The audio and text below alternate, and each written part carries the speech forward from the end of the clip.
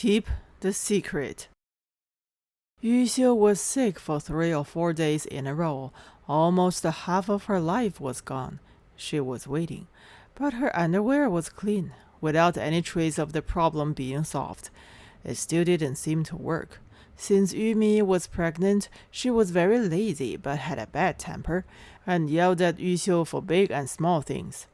Yuxiu served Yumi carefully. Her body was limp and quite disobedient. Yumi's face wasn't very good anymore. Yuxiu dared not to let Yumi see it. If Yumi became suspicious, the trouble would be big. She could only hold on and put on a cheerful look on her face. She almost couldn't hold on several times. Fortunately, Yuxiu was still quite tenacious and survived.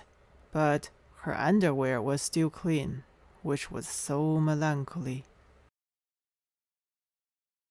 Yuxiu endured day by day, and her belly eventually got bigger. Just a little bit. Outsiders can't see it, but Yuxiu can feel it herself. Obvious. Of course, what Yuxiu was most worried about was being seen. To be on the safe side, Yuxiu had early put on a sweater in October, as she shamelessly begged for it from Yumi. As soon as she put on the clothes, Yuxiu walked into Yumi's bedroom, stood in front of the big mirror, and studied the hem of the autumn sweater carefully. The hem was a little raised. Yuxiu was worried, and she was suspicious of herself. Yuxiu straightened her chest, grabbed the 2 corners of the hem, pinched them, and pulled them down. She looked at it from the front, then turned around and looked at it from the side, relaxed. However, as soon as she let go, the hem pouted like an angry mouth. To deal with these 2 damn hems, Yuxiu stood alone in front of the big mirror, twisting and turning for a long time. Yuxiu's hands suddenly stopped. She saw Yumi from the depth of the big mirror. Yumi was standing in the main room, looking coldly at Yuxiu in the mirror. Yuxiu was concentrating on herself in the mirror, picking and choosing what she was doing. It was obvious that she was trying to score someone. She must be trying to seduce somebody with an air of prodigality from nowhere. Yumi looked at her twice and turned her head away. She wanted to say something to her, but when the words came to her lips, she swallowed them. It seemed that this girl Yuxiu couldn't change. She had only been at work for a few days, but was acting up again. This little female dog's tail just refused to cover her butt securely and would stick up at every turn. Whenever she got the chance, she would wag it at the male dog's nose, regardless what was exposed. Yumi said to herself that any problem could be easily corrected, but flirtatiousness was difficult.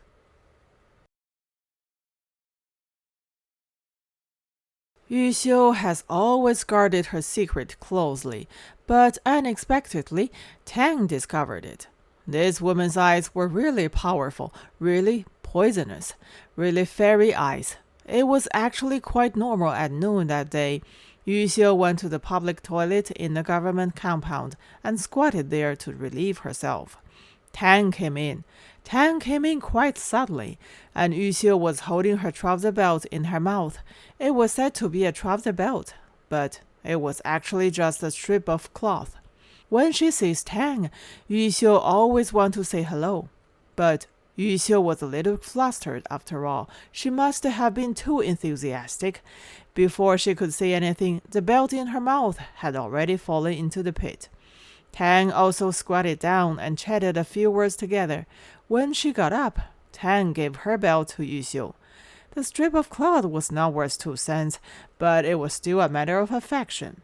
So Yuxiu gave in for politeness, but inadvertently exposed her belly. Of course, Yuxiu was on high alert. As soon as she was exposed, she immediately took a breath and tucked in her abdomen.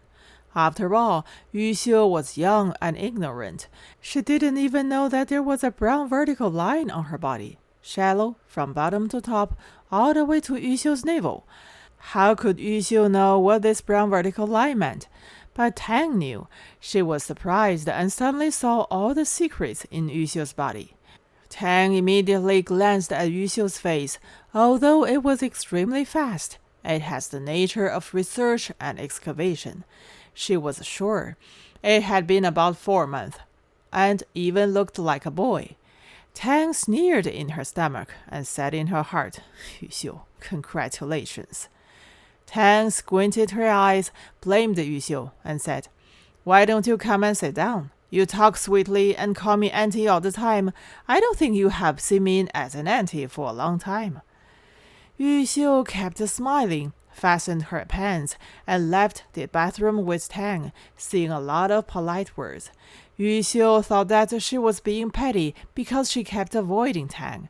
She might have forgotten about that and still regarded her as her friend.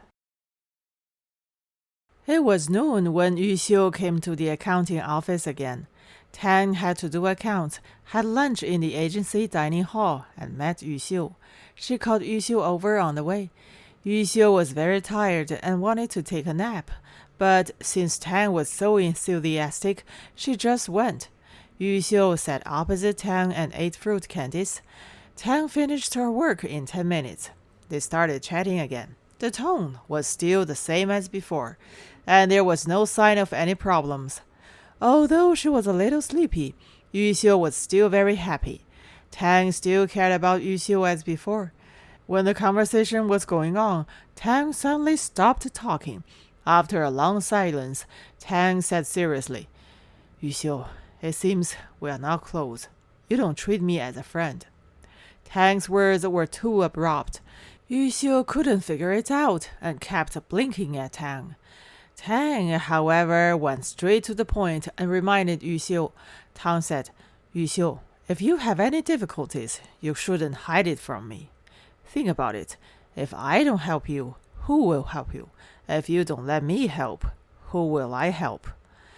When Tang said this, her eyes had already moved down Yuxiu's chest. Yuxiu's heart beat wildly, and there was a slash in her stomach. It seemed that a hole was opened by Tang's gaze, and a secret flowed out like intestines. Her face immediately lost the color. Tang quietly closed the door and made all preparations for a secret conversation. When she returned to her seat, Yuxiu was already stunned there and dared not to look into Tang's eyes anymore. Tang came behind Yuxiu, put her hands on Yuxiu's shoulders, and touched her gently. Yuxiu's heart felt hot, so she turned around and hugged Tang's waist. Tang felt confident. She asked softly, Whose is it? Yuxiu raised her face, opened her mouth wide, and shook her head. But she dared not to cry. She just opened her mouth wide, looking uglier than ever. Tang felt a little sorry for her. She leaned down and said into Yuxiu's ear, Whose is it? Yuxiu was just crying. Her snot was so long that she almost stopped breathing. Tang's eyes were also red. Yuxiu took Tang's hand. She was out of breath and begged, Auntie, help me. Tang wiped her own tears, wiped Yuxiu's tears, and whispered, Whose? Yuxiu said, Auntie, please help me.